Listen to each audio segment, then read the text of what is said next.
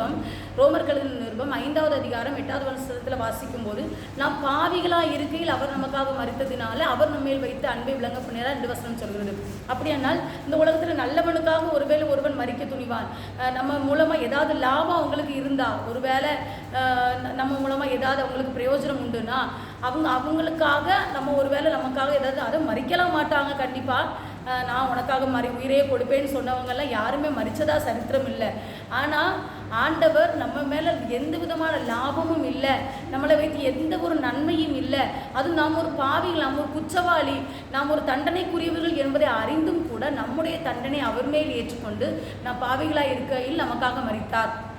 காரணம், நாம் அந்த பாவத்தில் கெட்டு போகக்கூடாது, நம்ம அந்த பாவத்திலிருந்து மறுபடியும் மீண்டும் ஒரு வாழ்வு பெற வேண்டும் என்பதற்காக அவர் நமக்காக மரித்தார் என்று கர்த்தருடைய வசனம் சொல்கிறது.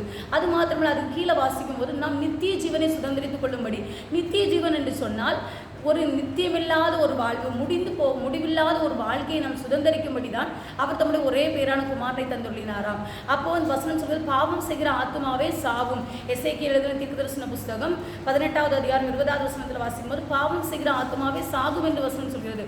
ஆனால் நம்முடைய ஆத்மா நாம் செத்து போகக்கூடாது, மரித்து போகக்கூடாது. காரணம், இது அவர் உருவாக்கின ஆத்மா. அந்த ஆத்மா மேலே கரிசனை உள்ளவராக இருந்ததுனால தான் அந்த ஆத்மா மரித்து போகக்கூடாது, அது அழிந்து போகக்கூடாது என்பதற்காக அவர் நாம் நித்திய ஜீவனை அடையும் பொருட்டாக அவருடைய ஜீவனை நமக்காக தந்துள்ளினாராம்.